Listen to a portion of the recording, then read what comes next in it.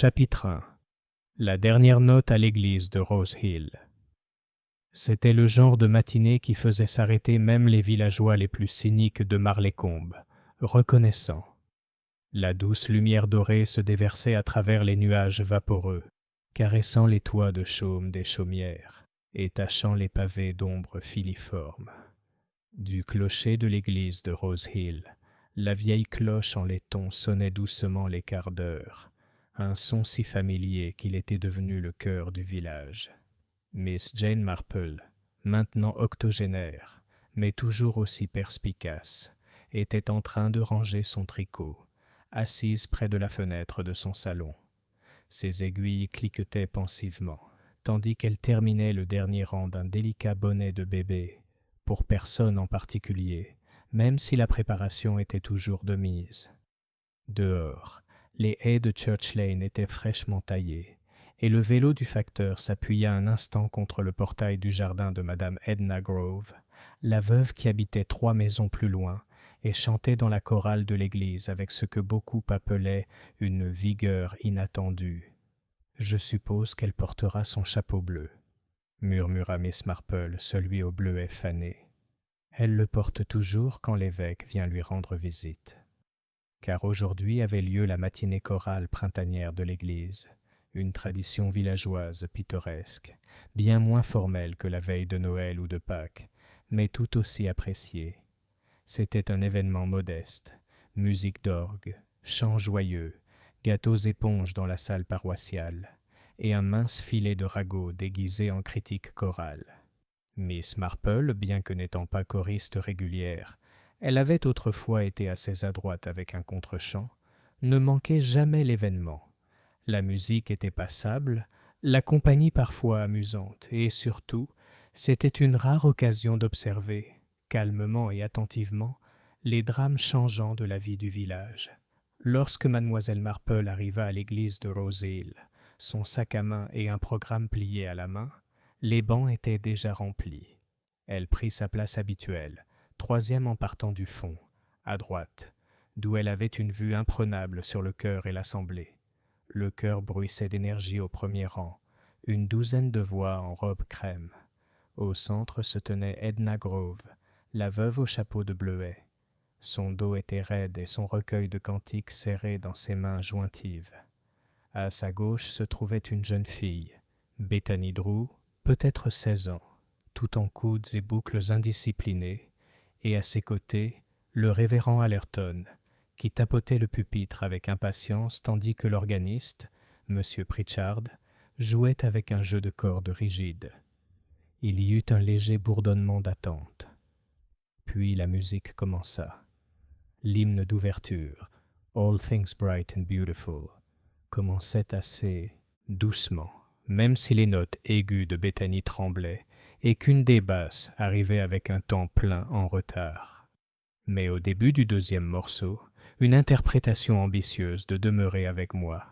Quelque chose de curieux s'est produit. Miss Marple le remarqua la première. La voix d'Edna Grove, habituellement un mezzo-soprano clair et net, sembla faiblir. Sa bouche s'ouvrit au 2e couplet, mais aucun son ne suivit. Son visage, pourtant calme, était légèrement pâle, comme si elle retenait son souffle. Miss Marple se pencha légèrement en avant. La femme s'agrippa au dossier du banc devant elle, cligna des yeux, puis tomba à genoux. L'église tomba en désordre. Un halètement parcourut la salle tandis que l'orgue s'arrêtait brusquement. Quelqu'un appela à l'aide. Bethany Drew s'écria « Madame Grove !» et s'avança. Mais le révérend Allerton était déjà agenouillé près de la veuve. Le docteur Lionel Greaves, toujours assis dans l'allée de gauche en cas d'urgence, se précipita du 4e banc. Mademoiselle Marple, qui ne se pressait pas, se leva discrètement et s'avança avec une rapidité digne. Mais au moment où le médecin tâta le pouls et se tourna gravement vers le vicaire, la nouvelle avait été murmurée comme une vague de terreur. Edna Grove était morte. Plus tard, dans la salle paroissiale, l'air chargé de génoises et de thé non dégusté, les villageois étaient assis, bavards, la voix teintée de surprise et d'intrigue. Miss Marple, gentiment invitée à s'asseoir par la jeune Bethany, sirota tranquillement son thé et écouta. « Oh, pauvre Edna !»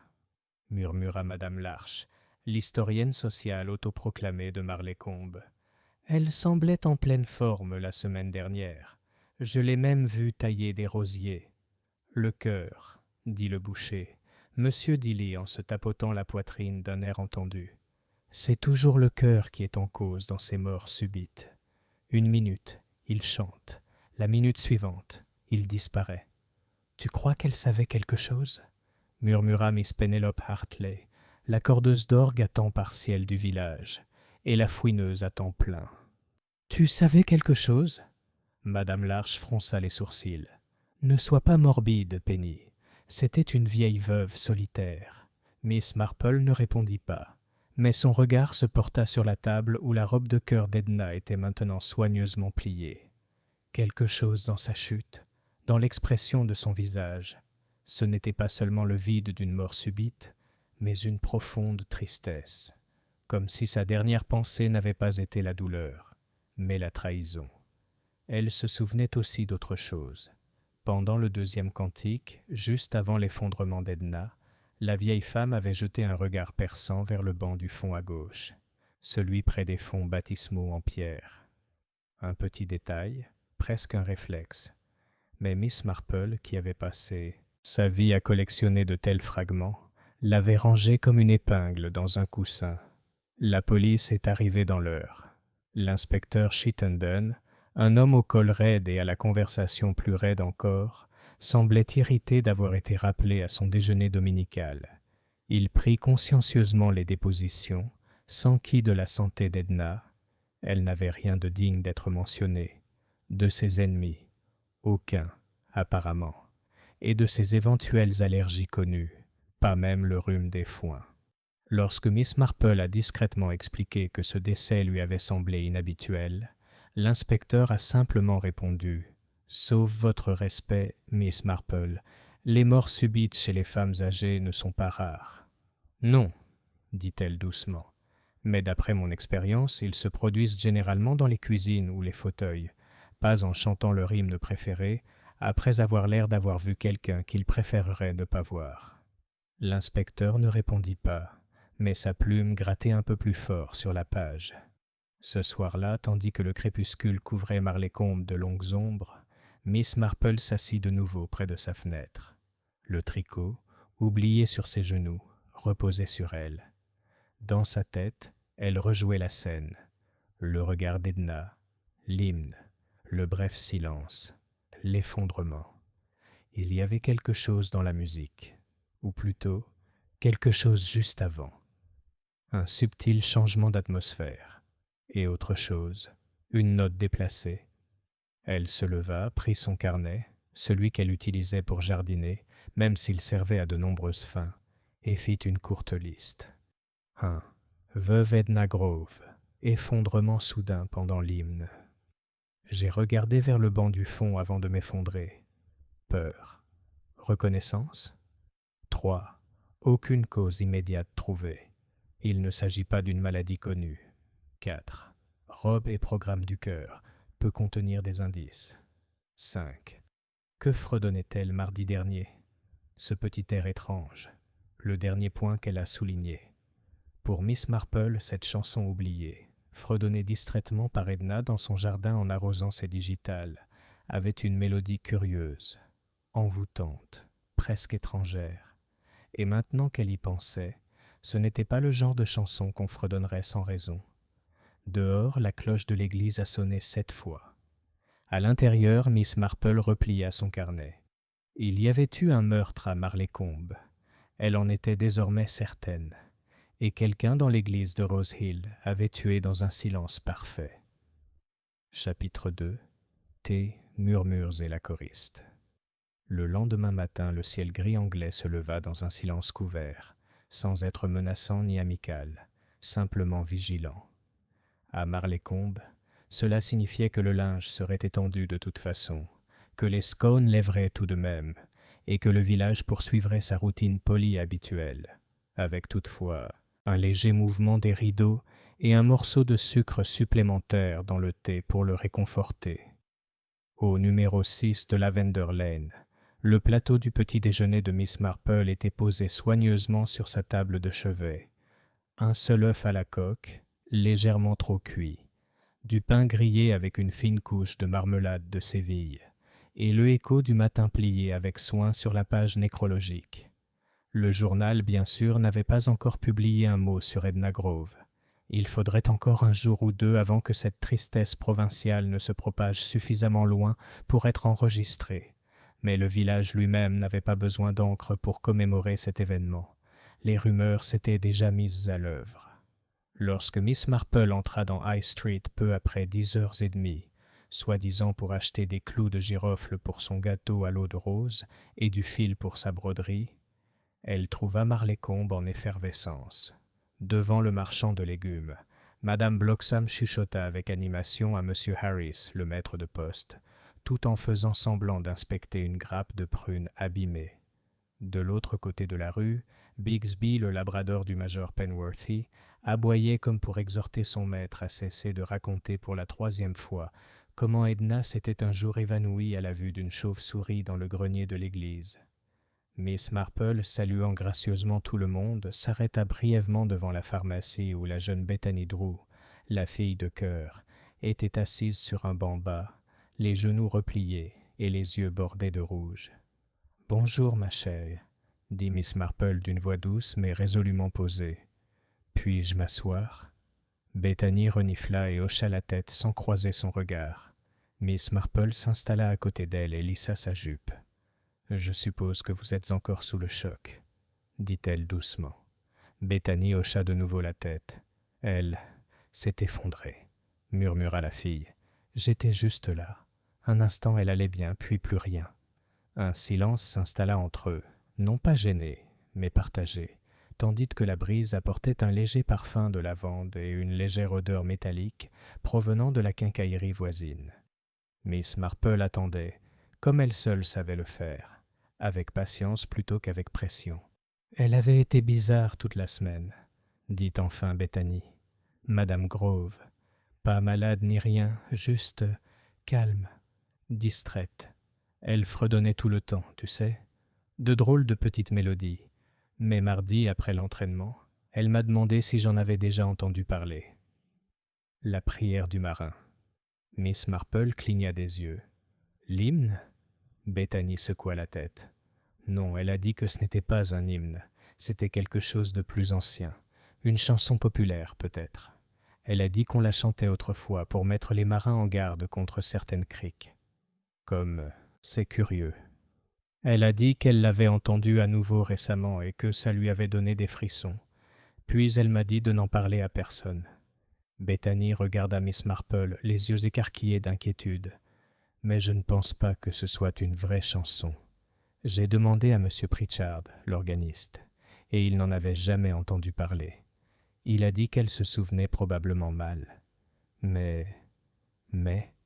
Elle semblait effrayée, murmura Bethany.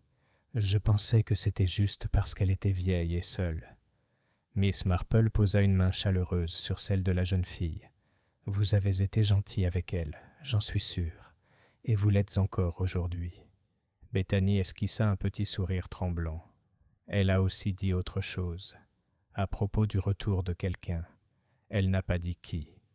Le regard de Miss Marple se fixait doucement devant elle, son esprit effectuant des calculs silencieux derrière le bleu paisible de ses yeux. Une étrange mélodie. Un avertissement.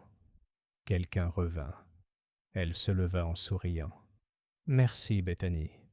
Tu m'as aidé plus que tu ne le penses. » Plus tard dans la matinée, dans l'intérieur soigné de la sacristie de l'église de Marlécombe, le révérend Allerton croisa les mains avec la dignité lasse d'un homme essayant de rester en avance sur le scandale. « Je vous assure, mademoiselle Marple, » dit-il, « le docteur Greaves a été très clair.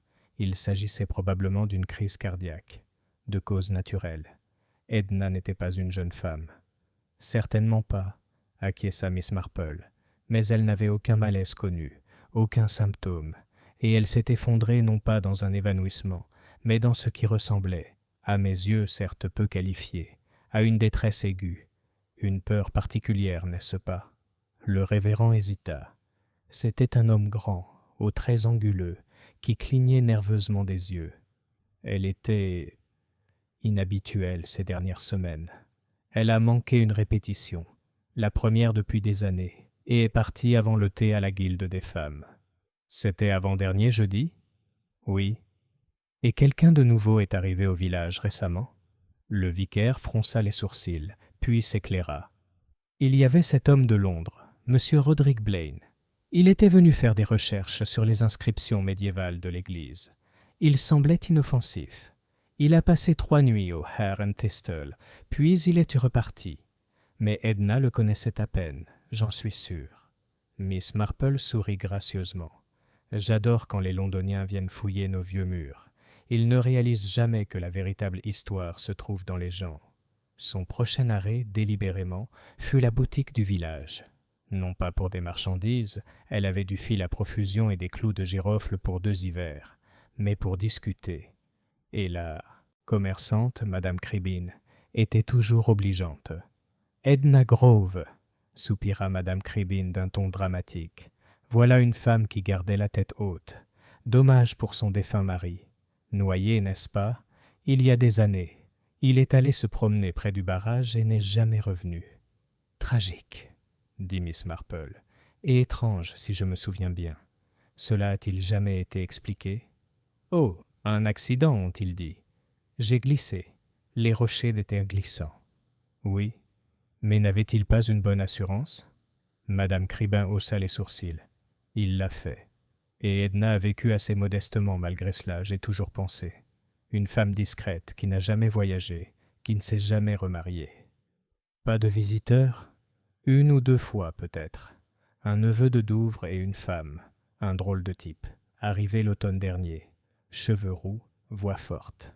Elle prétendait être une amie de longue date. Mais Edna avait l'air d'avoir vu un fantôme. « Tu te souviens de son nom? » « Elle n'en a pas donné une, » dit Madame Cribine en haussant les épaules. « Enfin, pas à moi. Mais je me souviens de son manteau. Vert foncé avec un fermoir en laiton en forme d'oiseau. Chose inhabituelle. » Miss Marple la remercia, acheta un citron dont elle n'avait pas besoin et sortit dans l'après-midi. Cette nuit-là, la lampe de son salon projetait un cercle de lumière chaude, alors qu'elle ouvrait à nouveau son carnet. Nouvelles entrées. Béthanie a parlé de la prière du marin, visiteur étrange, femme automne, cheveux roux, manteau vert. La veuve semblait effrayer récemment Roderick Blaine, chercheur. Vérifiez les antécédents, Monsieur Grove. Mort au barrage. Des liens? Elle marqua une pause, puis ajouta une dernière ligne. La peur pourrait-elle revenir comme une musique? Quelque chose qu'elle aurait enterré. Dehors, le vent se leva doucement, faisant trembler le portail du jardin. Quelque part, un chien aboya un instant avant de se taire. À l'intérieur, Miss Marple ne quittait pas le feu des yeux. Dans son esprit, elle percevait presque une mélodie, faible, mélancolique, à moitié oubliée, portée par le vent. Une veuve était morte pendant un hymne, mais le chant le plus important avait été chanté bien avant. Et quelqu'un à Marlécombe voulait que cela soit réduit au silence pour toujours. Chapitre 3. Un manteau vert et un fermoir en forme d'oiseau. Il n'était pas dans la nature de Miss Marple de s'immiscer là où elle n'était pas désirée, mais seulement de s'insérer discrètement là où elle était. Nécessaire à Marlécombe, la différence était immense. Le village, comme beaucoup avant lui, vivait de silence poli, de souvenirs à moitié enfouis et de ce genre de secrets qui se dissimulaient dans le quotidien. Mais Miss Marple, avec son tricot fin et sa mémoire encore plus fine, avait toujours su où tirer le fil. Ce matin, elle se tenait devant le grand panneau d'affichage en chêne devant le bureau de poste, lisant ostensiblement les annonces concernant des chatons perdus et un piano à vendre. En réalité, elle attendait. Et comme prévu, le révérend Allerton passa à 9 heures précises, son vélo grinçant sous lui, sa soutane coincée au bord d'une cheville. Il s'arrêta à sa vue. « Mademoiselle Marple, De Buteau. Je trouve que le matin est le meilleur moment pour observer, dit-elle avec un sourire affectueux. On peut en dire long sur une personne en observant ses mouvements avant même de croire qu'on l'observe. Le révérend rit, mal à l'aise. Je suppose que c'est vrai. Puis-je vous aider? Eh bien, dit-elle en baissant la voix, j'essayais de me souvenir. Quel était le nom de cette femme plutôt extravagante qui a rendu visite à Madame Grove l'automne dernier? Celle en manteau vert? Oh oui, c'était Mademoiselle Gilda Barton, je crois. Du moins, c'est ce qu'elle a signé dans notre livre d'or à l'église. Elle disait qu'Edna et elle se connaissaient depuis la guerre. Pendant la guerre. Le regard de Miss Marple s'éclaira. Ouaf, ou un corps de femme, dit le révérend. Je n'ai pas été indiscrète. Non, bien sûr que non. Mais Edna n'a jamais parlé d'un tel service, n'est-ce pas? Pas que je me souvienne. L'esprit de Miss Marple se remémora brièvement le passé. Une femme aux horaires chargés et au thé solitaire, ses gants de jardinage constamment accrochés à une patère près de la porte. Gilda Barton, murmura-t-elle à voix haute. Pourquoi ce nom semble-t-il un peu théâtral? En milieu de matinée, Miss Marple avait fait une visite discrète à la modeste bibliothèque de l'église et récupéré le vieux livre d'or. Le révérend Allerton avait parfaitement raison. Mademoiselle Gilda Barton, Londres N3, 18 septembre. Quel bonheur de retrouver les sentiers battus. L'écriture était audacieuse et bouclée, une femme qui n'avait pas honte de sa présence, et la citation poétique mais vague. Miss Marple nota le nom dans son carnet et l'entoura. Puis elle fit ce qu'elle avouait rarement faire. Elle passa un coup de fil. Le docteur Lloyd, ami d'un ami et ancien commis aux archives militaires résidant désormais à Market Darnley, non loin de là, répondit à la troisième sonnerie. Il était retraité et adorait les puzzles, ce qui l'aida beaucoup. Gilda Barton? Demanda-t-il. Je n'ai pas entendu ce nom depuis longtemps. Ah, nous y voilà. Oui. Opérateur radar de la WAAF, brièvement affecté au renseignement côtier en 1943. Stationné près de Portsmouth. Conduite inconvenante. Avertissement disciplinaire. A quitté le service avant la fin de la guerre. Intéressant, dit Miss Marple. Et y a-t-il une quelconque allusion à un lien avec une certaine Madame Edna Grove, ou Edna Fitch comme elle aurait été à l'époque? Un silence. Puis, ah, oui, même unité. Edna Fitch. Sans commentaire, mais leurs noms sont inscrits sur la même liste depuis 3 mois. Merci, cher Dr. Lloyd, c'est tout ce dont j'avais besoin. Elle raccrocha son esprit bourdonnant désormais d'une mélodie tranquille qui lui était propre. Cet après-midi-là, Mademoiselle Marple accepta une invitation à prendre le thé chez Madame Clara Mundy, institutrice à la retraite et historienne autoproclamée des âmes villageoises. Clara avait la mémoire des voix, des chapeaux et des péchés commis sous couvert de charité. Plus important encore, elle connaissait Edna Grove depuis 1952. Le thé était à la camomille, trop infusé, mais les rumeurs étaient très fortes. « Gilda Barton, tu dis ?» Clara cligna des yeux. Oh, elle était une étrange personne. Incroyable, assurément. Elle avait les lèvres bien trop rouges et parlait comme si elle récitait du Shakespeare, même en commandant du thé. Elle est arrivée ici comme un coup de vent et est repartie presque de la même façon. Est-ce qu'Edna semblait heureuse de la voir? Clara hésita. C'est étrange. Elle n'avait pas l'air contente du tout. Elle était même tendue. Elle essayait d'éviter Gilda en public. Je l'ai vue une fois se cacher derrière le stand de fleurs pendant que Gilda parlait à Madame Talbot. Et la visite a duré 3 jours. Gilda est restée au Hare and Thistle. Elle a dit que le cottage d'Edna était trop pittoresque pour ses habitudes londoniennes. Mais je soupçonne qu'elle n'y est jamais allée. Invité resteur. Ils se sont disputés, tu sais. Je n'ai pas entendu de voix forte, dit Clara. Mais j'ai vu Edna pleurer dans le jardin le soir du départ de Gilda. Et elle n'était pas du genre à pleurer. Miss Marple sirotait son thé. Ses pensées se déroulaient. Une connaissance de guerre, une visite indésirable, une mélodie étrange. Et maintenant, la mort au beau milieu d'un hymne. De retour à la maison, Miss Marple s'assit avec son journal de jardinage, désormais polyvalent. Elle ouvrit une page blanche et commença à écrire d'une écriture soignée. Sujet de motivation possible. Histoire de guerre entre Edna et Gilda. La peur et le repli croissant d'Edna depuis la visite d'automne. Le manteau de Gilda avec un fermoir en forme d'oiseau. Vu par plusieurs villageois. La prière du marin. Lié à d'anciens avertissements côtiers. Pas à un recueil de cantiques. Edna a mentionné « quelqu'un qui revient ». La peur de Gilda? Elle fixa la dernière note puis la souligna. Edna aurait-elle été victime de chantage ou de menaces? Quelque chose que Gilda savait? Quelque chose d'il y a longtemps. Elle retourna à une page précédente et ajouta une simple ligne sous la note sur le fredonnement d'Edna. Découvrez des chansons folkloriques locales ou des ballades de marins. Miss Marple se laissa aller dans son fauteuil, tapotant doucement son crayon contre son poignet. Dans des villages comme Marlécombe, l'histoire ne se déroulait pas en silence. Elle s'écoulait au compte-gouttes, par les chansons, par les rumeurs, par le doux murmure d'une vieille culpabilité. Le lendemain matin, on frappa à la porte de Miss Marple, doucement mais nerveusement. Lorsqu'elle ouvrit, Bethany Drew se tenait là, pâle et sérieuse. « Je me suis souvenu de quelque chose », a lâché la fille. Miss Marple la fit entrer sans faire d'histoire. « Asseyez-vous, ma chérie. Qu'y a-t-il » Les mains de Bethany tremblaient légèrement lorsqu'elle prit la tasse de thé qui lui était offerte. C'était la veille du concert. Madame Grove m'a demandé d'aller chercher son vieux recueil de chants, pas celui de l'église. C'était un recueil relié en cuir qu'elle gardait sur son banc de piano. Je le lui ai apporté, mais en l'ouvrant, elle s'est arrêtée. Elle était pâle, presque effrayée. Elle a ouvert la dernière page. Il y avait quelque chose d'écrit au crayon. Qu'est-ce que ça disait ?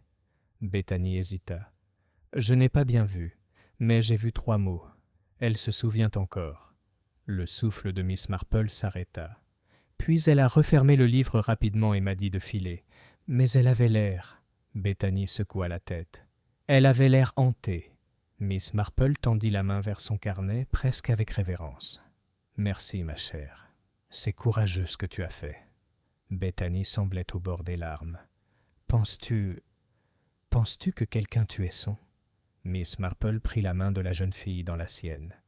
Je crois que quelque chose l'a effrayée au point de la tuer, dit-elle doucement. Et nous devons découvrir quoi. Chapitre 4. Le recueil de chansons près de la fenêtre. Une pluie fine s'était mise à tomber sur Marlécombe, recouvrant les ruelles pavées d'un voile humide et s'écoulant des gouttières en un crépitement lent et rythmé. Miss Marple était assise près de la fenêtre, regardant la bruine glisser sur la vitre comme un vieux souvenir. Le temps convenait à l'ambiance du village, sombre, feutré et contemplatif. Mais Miss Marple n'était pas du genre à se laisser distraire par le temps ou le chagrin. Pour elle, la pluie était un moment de réflexion et d'action. Elle posa délicatement sa tasse de thé, le tintement de la porcelaine contre la soucoupe étant étouffé par le silence pesant de la pièce. L'image du visage pâle et honnête de Bethany Drew persistait dans son esprit, et plus particulièrement les mots qu'elle avait prononcés. Elle s'en souvient encore, écrit au crayon au dos du recueil de chansons personnelles d'Edna Grove, retrouvé quelques jours avant sa soudaine crise. Rien d'accidentel dans cette phrase. C'était un message. Miss Marple en était certaine. Mais la question restait posée. De qui? Elle récupéra son imperméable et son parapluie et sortit sous la pluie, ses bottes crissant doucement sur le chemin de gravier humide. Tandis qu'elle marchait, la cloche de l'église de Rose Hill sonna 11 heures. 11 coups pour un village encore secoué par une mort inexplicable. Le cottage d'Edna Grove se dressait isolé au bout de Croftsway, avec du lierre grimpant sur ses murs de briques et un portail en bois légèrement humide. Les volets étaient maintenant clos. Une vague mélancolie planait dans la petite maison, comme l'écho d'une chanson inachevée. Miss Marple avait parlé aux gendarmes ce matin-là. un jeune homme poli qui n'avait pas osé la contredire lorsqu'elle avait dit vouloir récupérer quelques effets personnels d'Edna, au nom de la guilde des femmes. Ce n'était pas tout à fait la vérité, mais ce n'était pas non plus tout à fait un mensonge. La porte d'entrée grinça légèrement lorsqu'elle entra, et une odeur de vieux vernis à la lavande et de peau pourrie délavée la saisit comme un fantôme d'Edna. Miss Marple avançait lentement, respectueusement, sans fouiller, sans hâte. Sa main s'attarda brièvement sur le bord d'un bureau, où une enveloppe était posée à l'envers. Elle n'avait pas d'adresse. Elle prit une note mentale. Dans le salon, le piano droit était posé sous la fenêtre. La pièce était plus sombre que d'habitude avec les nuages d'orage, mais Miss Marple n'avait pas besoin de beaucoup de lumière. Elle s'approcha du banc du piano et ouvrit le couvercle, en prenant soin de ne pas laisser les gonds grincer trop fort. À l'intérieur, au milieu d'une pile soignée de partitions et d'un ou deux dépliants de représentations de chorales d'église, se trouvait le recueil de chants. Il était relié en cuir, comme Bethany l'avait dit, usé sur les bords mais toujours élégant. Les initiales U.F., le nom de jeune fille d'Edna, étaient légèrement gravées dans le coin. Miss Marple l'ouvrit et feuilleta délicatement l'index. Les chansons étaient manuscrites, non imprimées. La plupart étaient des airs traditionnels anglais, des chants de marins et des ballades de la fin du XIXe siècle, le genre de chansons que l'on enseignait autrefois aux jeunes filles dans les pensionnats ou que l'on chantait au coin du feu les soirs d'orage. Quelques-unes portaient de petites annotations de la main d'Edna, des notes modestes comme « un ton plus bas ici » ou « le préféré de grand-père ». Elle se tourna vers la dernière page. C'était là, faible et léger comme de la brume, écrit au crayon d'une main penchée. Elle s'en souvient encore. En dessous, la forme de mesure musicale, à peine commencée. 4 notes, montantes et descendantes. Miss Marple fredonnait la séquence à voix basse. C'était lugubre, étrange. L'intervalle entre la deuxième et la troisième note était discordant, troublant, différent de tout ce que l'on trouve dans le répertoire religieux classique. Elle leva les yeux. La fenêtre à côté du piano donnait sur le barrage, et maintenant, elle se souvenait. Monsieur Grove, le mari d'Edna, était mort là, n'est-ce pas? Glissé et noyé, bien des années auparavant. Un chagrin que tout le monde avait soigneusement caché. Mais Edna, elle, était restée là, seule, avec son recueil de chansons et son silence. Et maintenant, un message de quelqu'un qui voulait garder son silence. Miss Marple rangea le recueil de chansons dans son sac à main et retourna dans le couloir. Elle fit un bref détour par le bureau et retourna l'enveloppe non marquée. À l'intérieur se trouvait une simple feuille. À sa grande surprise, il s'agissait d'une page arrachée à un vieux programme paroissial, daté de mars de l'année précédente. Au verso, Edna avait griffonné à l'encre « Je l'ai revu. Le manteau. Le fermoir. Elle est arrivée au barrage. Il est mort pour moi. Je sais qu'elle s'en souvient aussi. » Miss Marple resta immobile. Elle est arrivée au barrage. Il est mort pour moins que ça. L'implication était soudaine et glaçante. Edna avait-elle déjà été témoin de quelque chose qu'elle n'avait pas bien compris ou qu'elle n'avait pas cru? Et maintenant, après tout ce temps, le danger était-il revenu? Miss Marple quitta le cottage et se dirigea elle-même vers le barrage, son parapluie bien fixé dans la brume légère. Le sentier était étroit, bordé de haies tombantes et de pierres glissantes.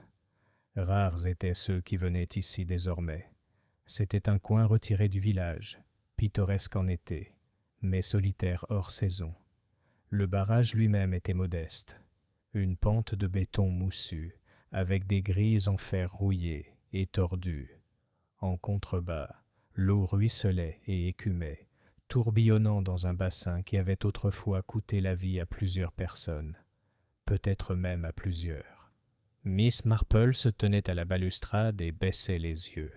Son imagination, peu portée sur le drame, lui imagina une silhouette sombre, debout là, une femme, peut-être vêtue d'un manteau vert, attendant, observant.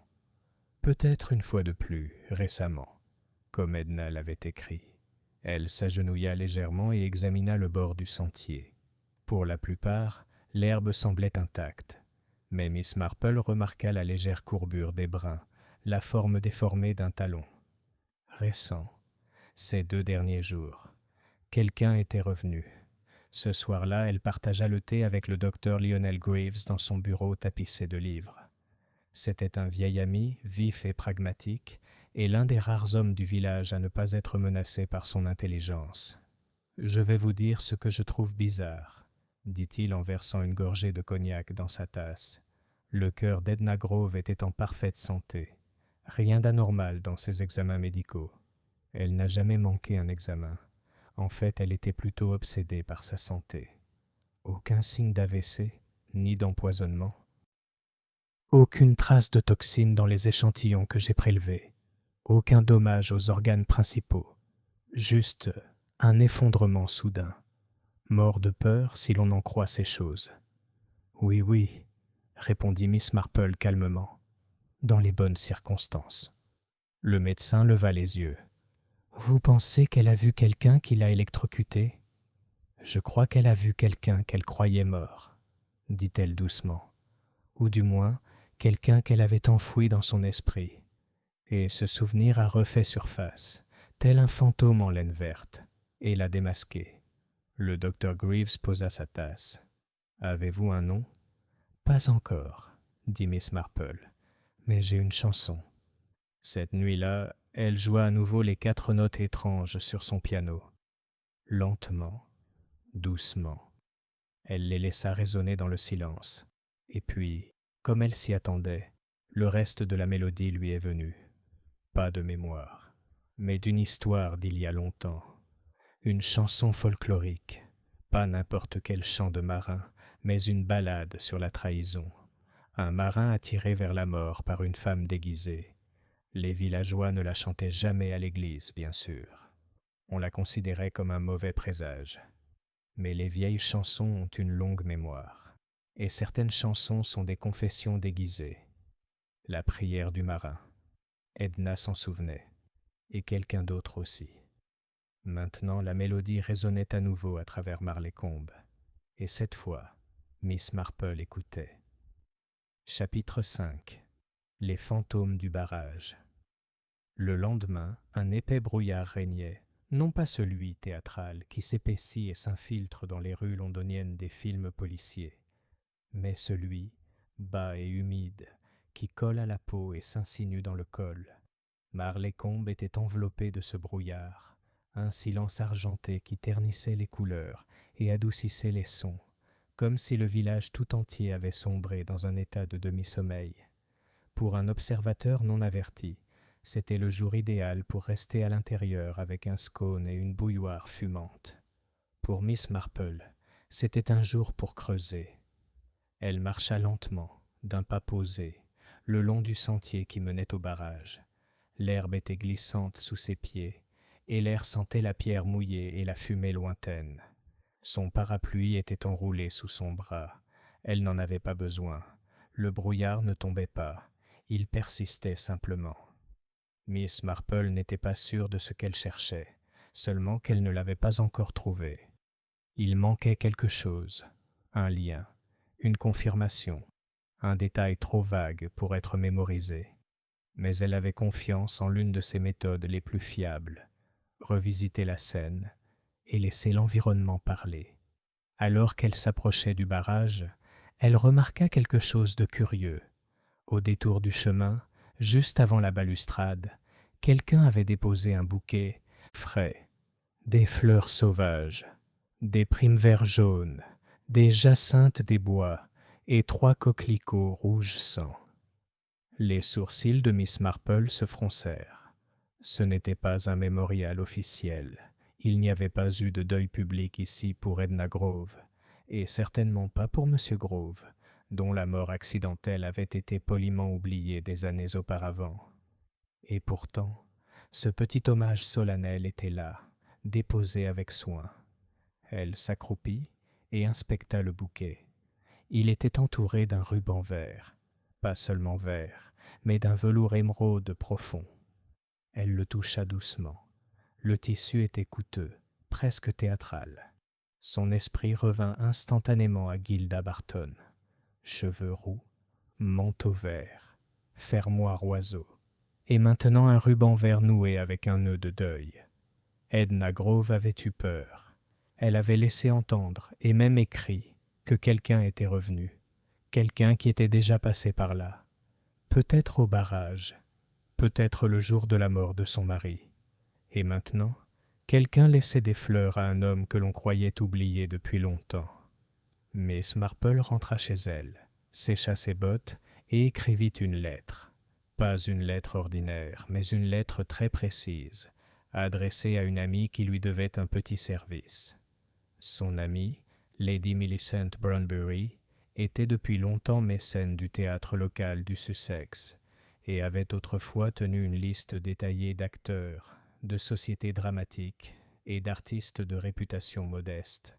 Gilda Barton, avec son extravagance et son flair, ne donnait pas à Miss Marple l'impression d'être une employée de bureau à la retraite ou une ancienne enseignante, mais plutôt une personne plus à l'aise devant un public. Elle a demandé poliment si Lady Brunbury avait déjà entendu parler de ce nom, et si la femme avait pu faire partie de groupes de répertoires locaux dans la région de Portsmouth dans les années 1940 ou au début des années 1950. Miss Marple envoyait rarement des demandes sans raison, et elle recevait toujours des réponses. Cet après-midi-là, l'agent Drake, le dernier arrivé de Marleycombe dans les rangs de la police, lui rendit visite, non par devoir, mais par déférence discrète. Comme beaucoup avant lui, il avait appris que si Miss Marple souhaitait parler, il était sage de l'écouter. « J'ai apporté le rapport du coroner, » dit-il en sortant un mince dossier de sous son ciré. « Il n'y a vraiment rien dedans. Aucun signe de toxine.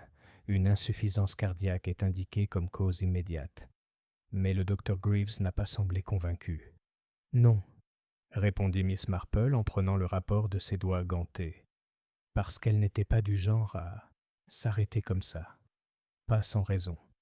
L'agent hésita. « Vous pensez que quelqu'un l'a poussé ?» Miss Marple le regarda avec bienveillance. « Non, pas physiquement, mais on peut être poussé d'autres manières.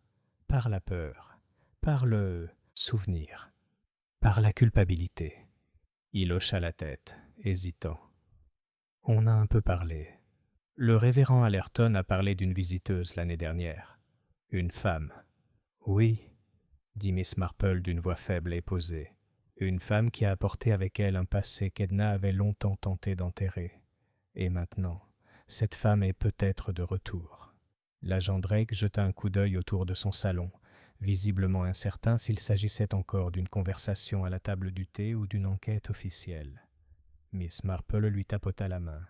« Je n'ai pas besoin que vous agissiez tout de suite. Je veux juste vous demander, sauriez-vous qui a trouvé le corps de M. Grove, il y a toutes ces années ?» L'agent cligna des yeux. « Oh, eh bien c'était avant mon arrivée, mais je crois que c'était enregistré. Il a disparu pendant la nuit. Et le lendemain matin, un jeune garçon qui pêchait près du bord a vu quelque chose dans l'eau. Le temps qu'il le sorte, il avait complètement disparu. » « Est-ce qu'Edna a vu le corps ?» ?»« Non. Le vicaire de l'époque a dit que ce ne serait pas prudent. On lui a dit que c'était un accident. » Les yeux de Miss Marple se plissèrent légèrement. « Et pas d'enquête ?»« Juste une audience de routine, jugée fortuite. Il n'y avait aucun témoin. »« Sauf peut-être, » murmura Miss Marple, « la personne qui mettra lui là-bas. » L'agent Drake la regarda fixement. Au crépuscule, Miss Marple reçut une réponse téléphonique de Lady Brunbury, qui était toujours aussi vive à 70 ans qu'elle l'avait été à 45 ans. « Ma chère Jane, » dit-elle sèchement, « vous avez une bonne mémoire des ennuis. Gilda Barton, oui, ce n'est pas son vrai nom, bien sûr. Elle s'appelait Georgina Barr quand elle était dans notre entourage. Une bonne soprano, un talent dramatique, un tempérament exécrable. Elle faisait partie d'une troupe itinérante appelée The Seafoam Players. Elle opérait sur toute la côte sud, principalement à Brighton. Dissoute après un scandale, une histoire d'empoisonnement dans un hôtel, mais aucune charge n'a été retenue. Miss Marple absorba cela tranquillement. Est-ce qu'elle avait les cheveux roux, par hasard? Elle l'a fait, mais pas naturellement. C'était l'ombre de la rébellion. Et aurait-elle été active vers 1943? Oh oui, tout à fait. Elle aimait fréquenter les officiers. Elle jouait l'héroïne dans tous ses rôles. Elle était très douée pour les larmes, vous savez. Mais elle a disparu en 1945. La rumeur disait qu'elle était fiancée à un homme décédé subitement. Certains parlaient de suicide. D'autres n'étaient même pas sûrs. Miss Marple la remercia, raccrocha et s'assit lentement dans son fauteuil. Une femme qui changeait de nom, qui surgissait du brouillard de la mémoire, qui portait du velours vert et savait comment agir. Et si Edna avait découvert quelque chose pendant la guerre, ou pire s'y fait quelque chose, une dissimulation, une loyauté, un silence. Et maintenant, des années plus tard, l'autre femme était revenue pour récupérer le prix. Elle reprit le recueil de chants et étudia la mélodie. Un chant pour avertir les marins, un chant de trahison, une femme qui attirait les hommes vers la mort. Ce n'était pas une mélodie, c'était une confession. Cette nuit-là, Miss Marple fixait la vitre sombre, tandis que le vent soufflait sur les toits du village. Son reflet la regardait, le regard clair et calme. Il y avait des fantômes à Marlécombe, pas ceux qui grinçaient dans les escaliers, mais ceux qui portaient des visages familiers, visitaient de vieux repères et laissaient des fleurs au barrage. Mais elle était prête maintenant. Pour chaque fantôme, il y avait une histoire, et pour chaque histoire, Miss Marple trouverait la vérité. Chapitre 6. La femme aux deux noms. Le matin, après la levée du brouillard, Marlécombe semblait plus vif, comme si le village lui-même avait pris d'une bouffée de clarté. Les cheminées sifflaient paresseusement, et les oiseaux reprenaient leur chant mesuré dans les haies, mais sous ce doux rythme anglais, quelque chose avait changé. La mort d'Edna Grove n'était plus un triste accident rangé dans un coin, avec un soupir et un scone. Des murmures avaient commencé à sillonner les ruelles pavées. C'était Miss Marple, bien sûr, qui suscitait les murmures, ni haut ni fort, ni directement. Juste ses questions, posées avec gentillesse, juste son apparence aux bons endroits, juste sa certitude tranquille que quelque chose clochait dans le village. Et le nom Gilda Barton, qui se répandait désormais tranquillement parmi ceux qui se souvenaient de l'étrange visiteur de l'automne dernier, avait commencé à ressembler au tranchant d'une lame laissée sous le linge. Miss Marple reçut le courrier du matin avec la même attention qu'elle portait à tout. Ses lettres étaient ouvertes avec un couteau en argent, sans être déchirées. L'enveloppe était soigneusement rangée à côté de l'assiette de biscuits à l'avoine. Elle attendait une réponse, et elle arriva, enveloppée dans du papier épais couleur crème. Du bureau d'enregistrement, arrondissement de Portsmouth concernant Georgina Barr, alias Gilda Barton. Mademoiselle Georgina Barr, née en 1921 dans le Devonshire, connue pour avoir utilisé le nom de scène Gilda Barton après 1941. Engagement limité dans les régions de Portsmouth et de Brighton, affiliée aux Seafoam Players. À noter, enquête mais non inculpation, dans le cadre du décès en 1947 du lieutenant Richard Grove, Royal Navy, anciennement en poste au chantier naval de Gosport. L'affaire a été jugée comme étant une noyade accidentelle. La veuve Edna Grove, épouse du défunt, est ensuite retournée à Marlécombe. Les doigts de Miss Marple se figèrent au-dessus de la page. Sa tasse de thé trembla légèrement sur la soucoupe. Lieutenant Richard Grove. Richard Grove, le mari d'Edna, et Gilda Barton, ou plutôt Georgina Barr, avaient été liés à sa mort. Ni en tant que témoin, ni en tant que personne endeuillée, en tant que suspect. À 10 heures, Miss Marple était assise dans la véranda du Dr. Greaves, son carnet ouvert sur ses genoux. Le docteur, les yeux plissés, relisait le papier qu'elle avait glissé sur le plateau de thé. « Eh bien, dit-il finalement, cela change tout. » Cela ne fait que clarifier les choses, dit doucement Miss Marple. Cela confirme que les liens entre Edna et cette Gilda étaient bien plus complexes qu'on ne le pensait. Elle était l'autre femme, a déclaré le docteur Greaves. Ou pire, c'est possible. Mais je crois qu'Edna en savait plus qu'elle ne l'a jamais dit, et qu'elle l'a gardé pour elle pendant des décennies, non seulement pour sa propre sécurité, mais aussi par honte, peut-être par culpabilité. Culpabilité? Miss Marple croisa les mains. Et si Edna n'était pas seulement la veuve endeuillée, Lionel? Et si elle aidait Cacher? Que s'est-il réellement passé cette nuit-là au barrage? Le docteur Greaves le fixa du regard. Vous voulez dire qu'Edna et Gilda étaient là toutes les deux? Je crois que oui. Pour poursuivre sa piste, Miss Marple rendit visite à quelqu'un qu'elle consultait rarement, Monsieur Lenfield, le notaire du village. Homme pompeux, aux favoris de morse et doté d'un sens de la discrétion hors du commun, Monsieur Lenfield était connu pour garder les confidences avec la force d'un coffre-fort en fer, à moins, bien sûr, que l'on ne mentionne le thé et le nom de Lady Dunsworthy, avec qui il avait partagé un regrettable tournoi de bridge et qu'il détestait profondément. Autour d'un crumpet légèrement rassis et d'un pot de Darjeeling, Miss Marple s'enquit gentiment du testament d'Edna Grove. Monsieur Lenfield, après une brève protestation morale, s'adoucit. Parfaitement ordinaire, elle a laissé la plupart de ses biens à l'église et quelques petites sommes au comité de l'Hôtel des Dames. Il y avait cependant une clause inhabituelle. Oh? Une enveloppe scellée, à remettre uniquement en cas de décès dans des circonstances suspectes. Miss Marple cligna des yeux. Et alors?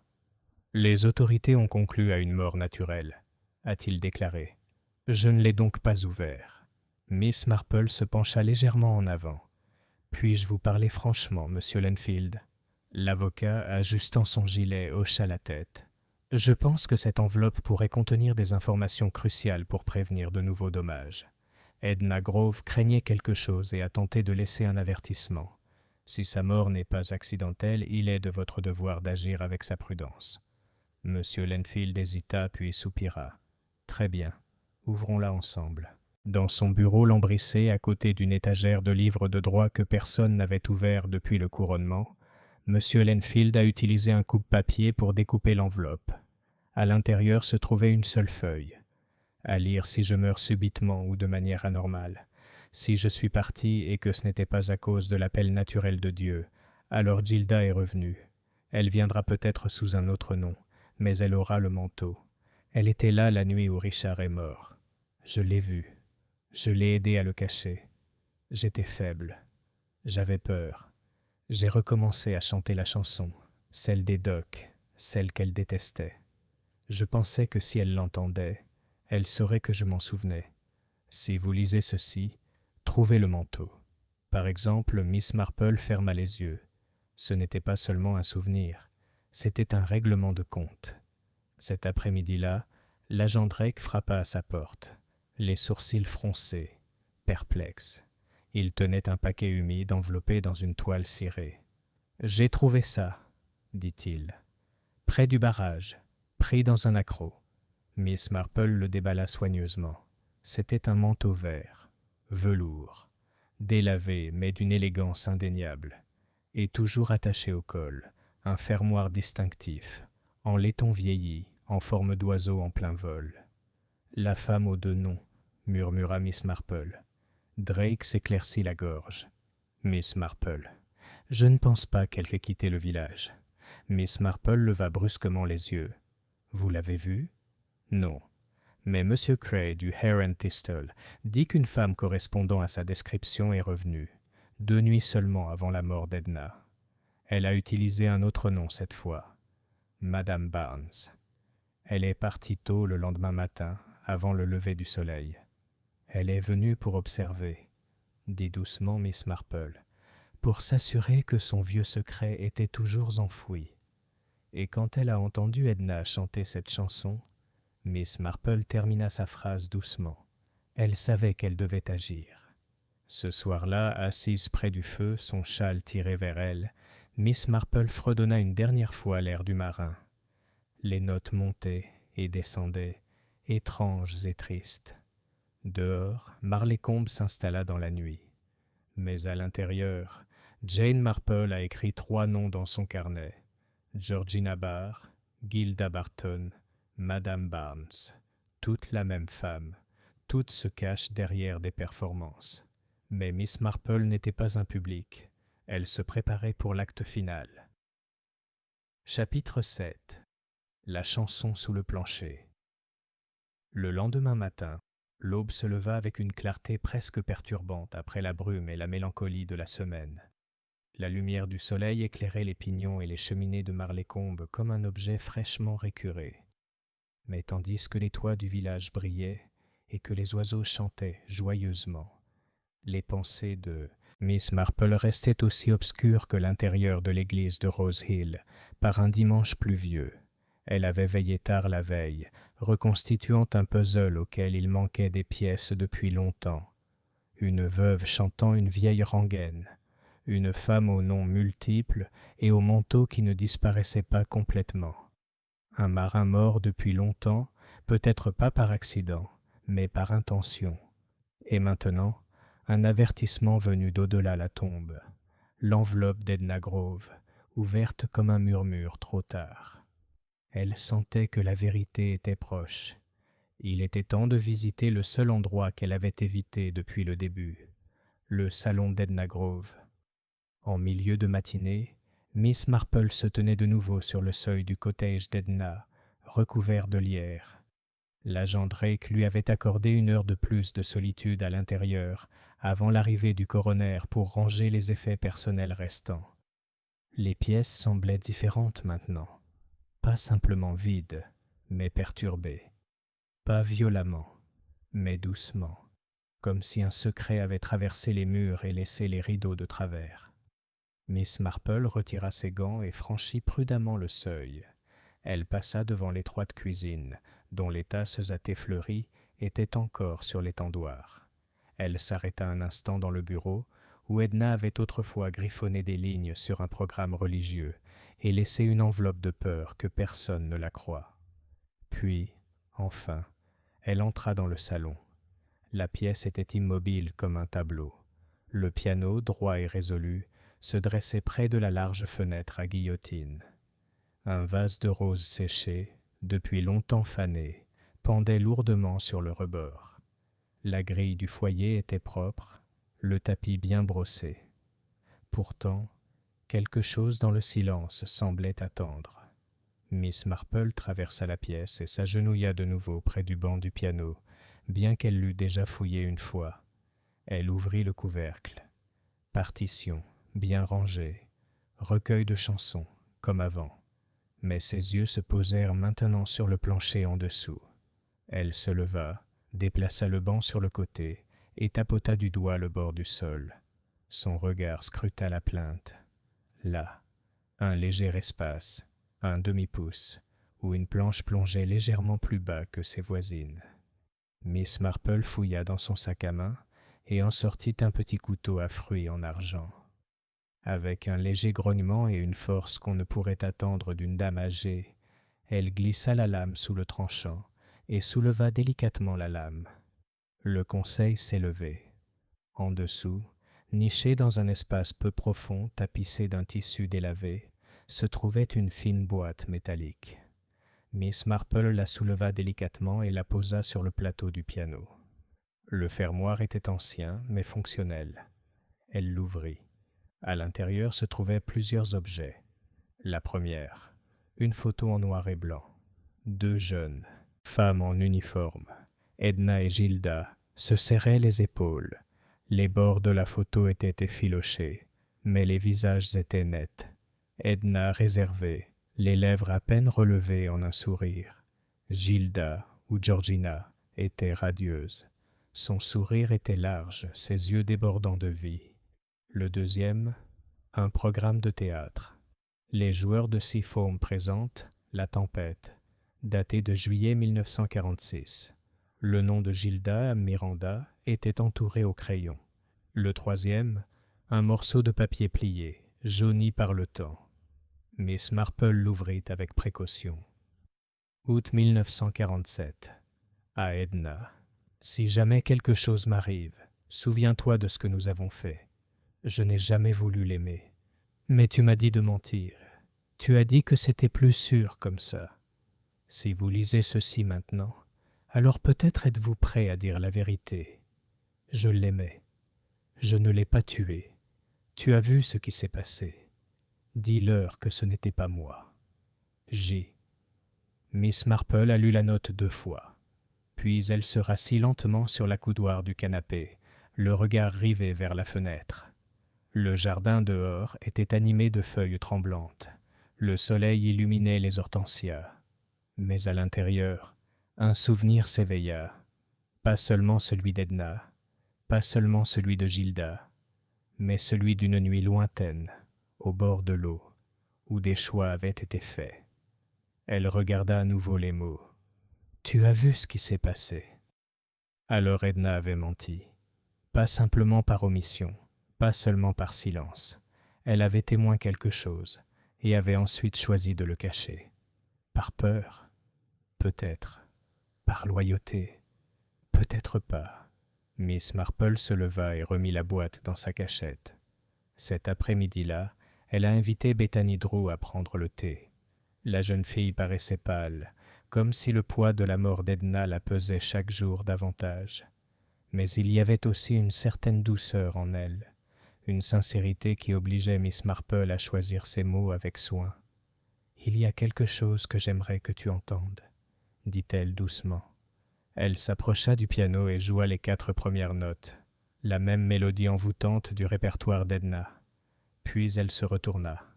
Bethany fronça les sourcils. C'est ce qu'elle fredonnait. « Oui, » répondit Miss Marple. C'est un extrait d'une vieille ballade, une chanson d'avertissement destinée à signaler un danger en mer. Mais c'était aussi une sorte de code. Je crois qu'Edna l'utilisait pour dire quelque chose à quelqu'un. Bethany pencha la tête. « À qui le dire ?» Miss Marple sourit tristement. « La personne qui était revenue. » Bethany baissa les yeux. « Je me demande sans cesse.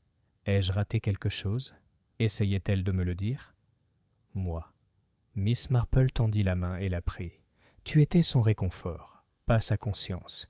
Il y a une différence. Puis, après une pause, a-t-elle déjà parlé de son mari ? Bethany hésita. Pas vraiment. Elle avait une photo de lui. Elle disait qu'il était incompris. Un jour, elle a dit « Il n'était pas gentil, mais il était à moi ». Je n'ai pas compris ce qu'elle voulait dire. Miss Marple hocha la tête. Elle non plus, pendant de nombreuses années. Plus tard dans la soirée, Miss Marple s'assit à nouveau avec son carnet. Elle a tracé un trait sous les 3 noms qu'elle avait écrits la veille et en a ajouté un 4e. Richard Grove, l'homme entre eux. Puis, en dessous de cela, noyé au barrage, Gilda blâmée, Edna silencieuse, la vérité cachée. Elle a écrit une ligne de plus et l'a soulignée. Ce n'était pas un meurtre. Mais c'était quand même une mort causée par des mains. Elle a fermé le livre. Les pièces du puzzle étaient presque en place. Mais il restait encore un fil à démêler. La seule personne à Marleycombe qui en savait peut-être plus qu'il ne l'admettait. Révérend Allerton. La cloche de l'église de Rose Hill sonna juste après 6 heures. Miss Marple traversa d'un pas léger le cimetière et entra dans le presbytère, où le révérend Allerton préparait des notes pour la cérémonie commémorative. « Miss Marple, » dit-il avec une légère surprise, « je ne m'attendais pas à... » « Vous avez été gentil, » dit-elle, « et je déteste m'imposer. Mais j'ai une question simple à vous poser. Saviez-vous qui était vraiment Gilda Barton ?» Le vicaire hésita. Miss Marple étudia son visage. « Vous l'avez inscrite dans le livre d'or l'année dernière, » a-t-elle poursuivi. Puis de nouveau ce mois-ci, sous le nom de Madame Barnes. Vous n'avez pas mentionné la 2e visite. Il baissa les yeux. Je ne voulais pas faire de scandale. Vous saviez qu'elle était impliquée dans la mort de Richard Grove. Je m'en doutais, dit-il doucement.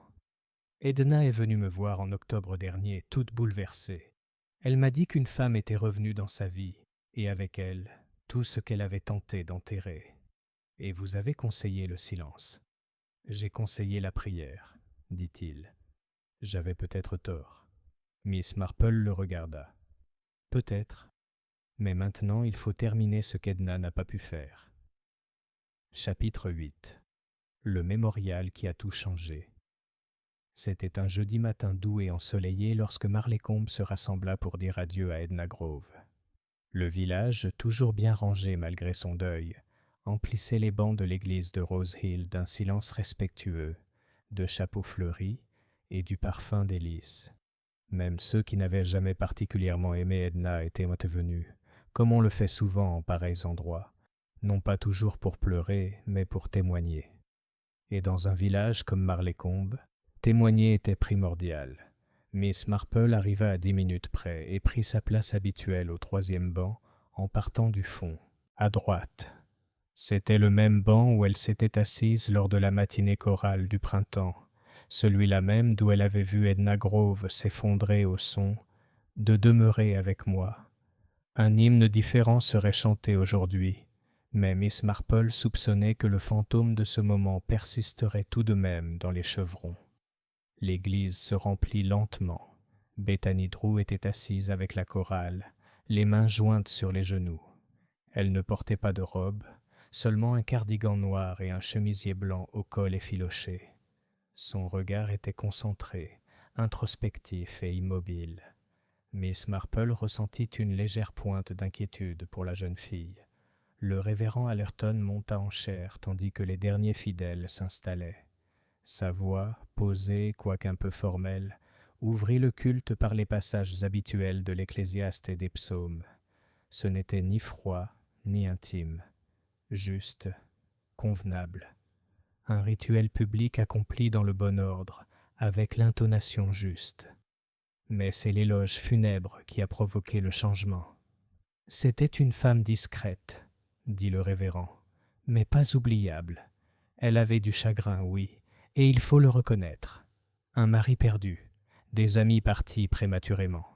Mais elle avait aussi de la musique, une chanson toujours dans sa poche. Je crois, et ici il marqua une pause, jetant un regard subtil vers Miss Marple, que parfois nous sous-estimons ceux qui parlent doucement. Parfois, le plus grand courage ne se manifeste pas dans des déclarations audacieuses, mais dans une endurance tranquille. Le moment était suspendu. Puis il a dit « Elle m'a dit un jour qu'il y avait une mélodie qui la hantait, un air qu'elle n'a jamais vraiment pu oublier, sans pouvoir dire pourquoi. Je crois que cet air était peut-être le moyen par lequel sa mémoire maintenait la vérité vivante. » Le silence régnait dans l'église. Plusieurs têtes se tournèrent, subtilement, involontairement, vers Miss Marple. Elle n'a pas bougé. Quand l'hymne a commencé, « Sois tranquille, mon âme », Bethany ne chanta que le premier couplet. Sa voix trembla, puis s'éteignit complètement. Et quelque part au fond de l'église, une femme s'est levée avant la fin du service et est partie. Miss Marple n'était pas loin derrière elle. Elle sortit discrètement de l'église, baignée de soleil, son sac fermement serré, d'un pas décidé. Elle se tourna non pas vers le presbytère ni vers l'allée du jardin où les autres se dirigeaient vers l'urne à thé, mais vers le porche du cimetière. Là, au détour d'un virage, se trouvait la femme en question. Elle portait maintenant un simple manteau gris, du genre vendu dans les catalogues londoniens, et un chapeau-cloche enfoncé bas. Mais Miss Marple avait été gouvernante, et une gouvernante n'oublie jamais les nuques. La légère courbure des épaules, le rythme précipité de ses pas, qui ne cadrait pas avec l'air du dimanche. Miss Marple s'écria d'une voix à la fois douce et claire. « Madame Barnes !» La femme s'est figée. Puis il se tourna lentement. Miss Marple sourit poliment. « Où est-ce encore, appliqué ?» La femme paraissait plus âgée que sur la photo, mais à peine. Ses pommettes étaient hautes, sa bouche fortement dessinée. Ses cheveux roux, d'un blond cuivré mat, étaient cachés sous son chapeau. Mais ses yeux, des yeux féroces et inquiets, étaient reconnaissables entre mille. « Je suis désolée, » dit-elle sèchement. « Vous avez tort. »« Non, pas du tout, » interrompit Miss Marple. « Mais j'imagine que vous espériez que je le ferais. » Il y eut un silence entre eux. Puis Gilda Barton, née Georgina Barr, détourna le regard vers les arbres. « C'est ce qu'elle vous a dit, » dit-elle, sans colère, presque avec soulagement. « Elle m'a dit très peu de choses, » répondit Miss Marple, « mais elle a laissé une trace, une chanson, un souvenir, et un mot caché pendant des années. Tu es revenu parce qu'elle le chantait à nouveau, n'est-ce pas ?» La bouche de Gilda se tordit. Elle n'avait aucun droit. Elle avait parfaitement le droit, dit doucement Miss Marple, parce que ce n'était pas seulement ton histoire, et parce qu'elle avait porté ce fardeau seule pendant trop longtemps. Il n'y avait personne d'autre dans la rue, juste les deux femmes et le vent qui soulevait les pétales pâles d'un rosier sauvage. « Je ne l'ai pas tué, » dit enfin Gilda. « Je sais que c'est ce qu'ils pensaient tous. L'autre femme, la tentatrice, l'actrice. Mais je ne l'ai pas fait.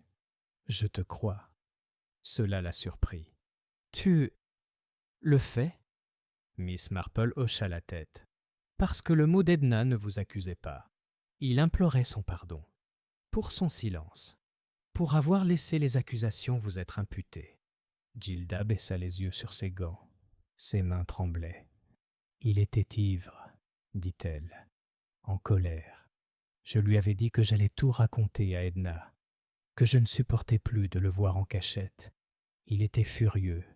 Il a dit qu'il allait me ruiner, qu'il mentirait, qu'il détruirait ma carrière, qu'il me traiterait de folle.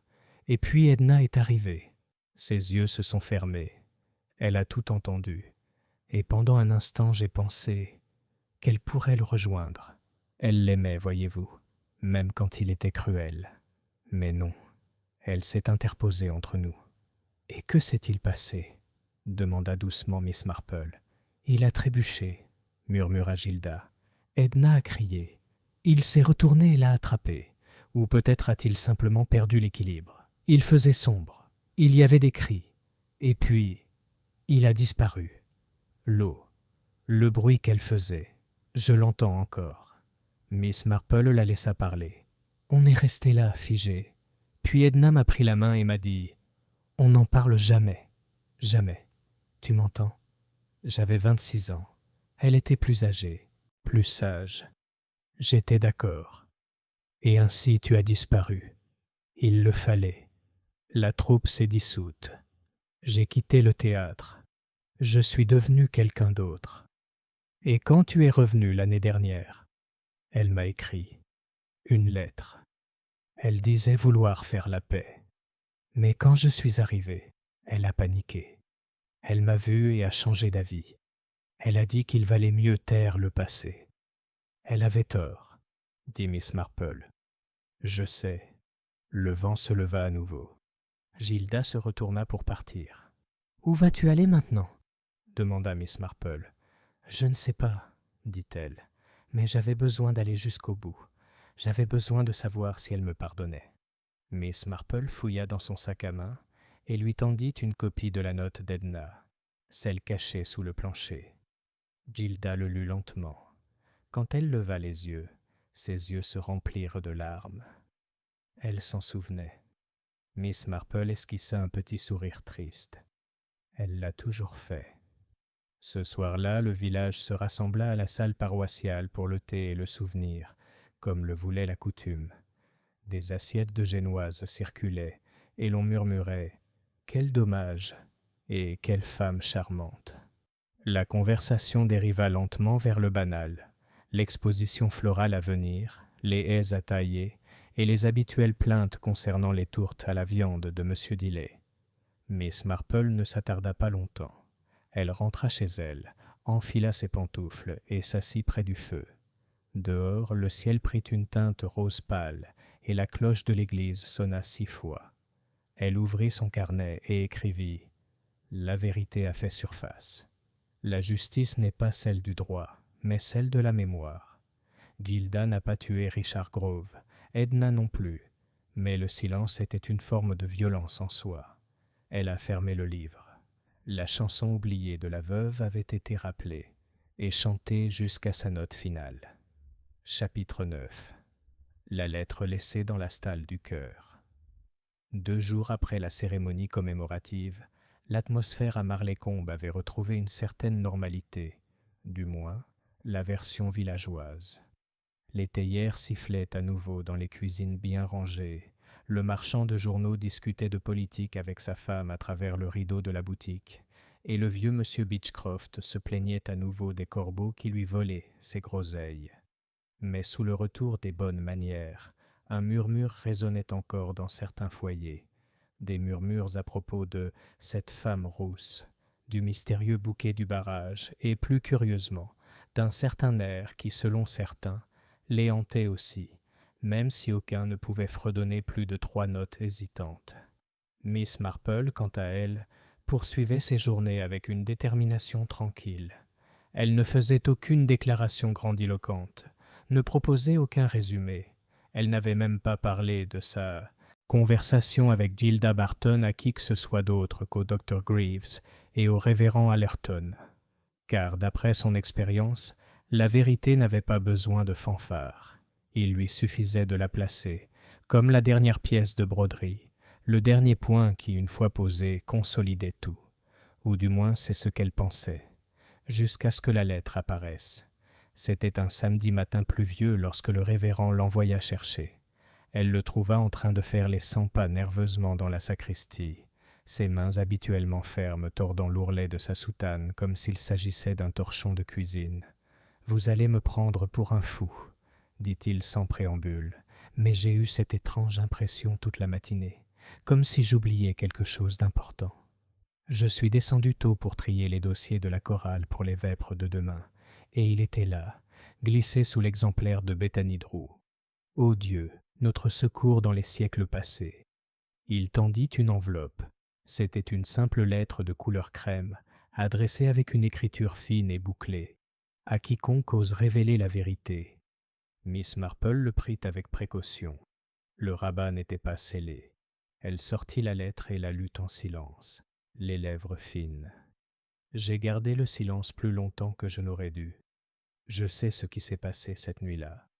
J'ai observé depuis les arbres. J'ai vu la chute.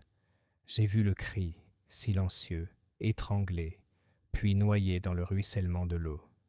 J'ai vu Edna ramasser l'écharpe. J'ai vu son visage. J'ai vu sa décision. Je n'avais que 15 ans. Je n'en ai jamais parlé à personne. Jusqu'à maintenant. Parce que j'ai réentendu la chanson, et je sais que quelqu'un d'autre la connaît. Je crois que Gilda Barton ne l'a pas tuée. Mais je crois aussi que la vérité n'est pas terminée pour nous. S'il te plaît, pardonne-moi. Un témoin. » Les yeux de Miss Marple ne s'écarquillèrent pas, mais elle resta sans respirer pendant plusieurs secondes. Elle relut la lettre, plus lentement cette fois, puis elle leva les yeux vers le révérend. « Quelqu'un d'autre a-t-il touché à ça ? » ?»« Non, je ne l'ai pas montré. Je ne savais pas quoi en penser. Ce n'est pas un canular, dit-elle fermement. C'est trop précis. Et le langage est cru, pas stylisé. Ce n'est pas écrit pour faire de l'effet. » Le révérend Allerton s'assit sur une chaise. « Qui cela peut-il être ? Qui avait 15 ans en 1947 ? Quelqu'un du coin ?» L'esprit de Miss Marple, toujours agile même dans l'immobilité, commença à parcourir les âges des villageois. « Laisse-moi réfléchir, » dit-elle doucement. Cet après-midi-là, Miss Marple s'invita à prendre le thé avec Madame Clarissa Larch, qui à 78 ans avait survécu à 2 maris, 5 terriers et au moins une fausse accusation de vol à l'étalage d'une boîte de sardines chez Jenkins Grocer, un incident encore débattu lors des préparatifs de la fête d'hiver. « Oh oui, » dit Clarissa, ravie d'avoir de la compagnie. « Je me souviens parfaitement de cet été-là. Ma cousine Philippa a attrapé la varicelle, et le médecin, le docteur Denby, pas Greaves, attention, nous a dit de brûler tout le linge. Imaginez, on a fini par tout blanchir et étendre dans le verger. Mon père a piqué une crise. Vous souvenez-vous qui étaient les enfants du village à l'époque ? Demanda Miss Marple en la guidant doucement. Oh, voyons voir. Eh bien, il y avait Lionel Fenchurch qui a déménagé dans le Kent, Millie Pike qui a épousé un Australien. Oh, et bien sûr, le jeune Arthur Pellingford. Miss Marple leva les yeux. Arthur, le fils du jardinier ? C'est vrai. Il travaillait à temps partiel au presbytère l'été. Il faisait les courses. C'était un garçon très calme. Il dessinait toujours dans son carnet. Il aimait la rivière, si je me souviens bien. La tasse de thé de Miss Marple flottait dans les airs. Est-il resté au village? Oh oui. Il a changé de nom quand il a hérité de son oncle de Leicester. Il se fait appeler Andrew Pell maintenant. Il habite à la sortie du village. Vous connaissez sûrement le cottage. Volet lilas. Il possède une petite boutique d'antiquités. Miss Marple le connaissait. Elle était passée devant à maintes reprises et avait admiré les capucines en peau de vent. Mais elle n'y était jamais entrée. Arthur, devenu Andrew, était un homme à la voix douce, rarement présent aux réunions paroissiales et jamais au choral. Elle n'avait tout simplement jamais regardé de près. Ce soir-là, alors que le vent se levait et qu'une bruine peignait les pavés d'argent, Miss Marple visita le magasin d'antiquités.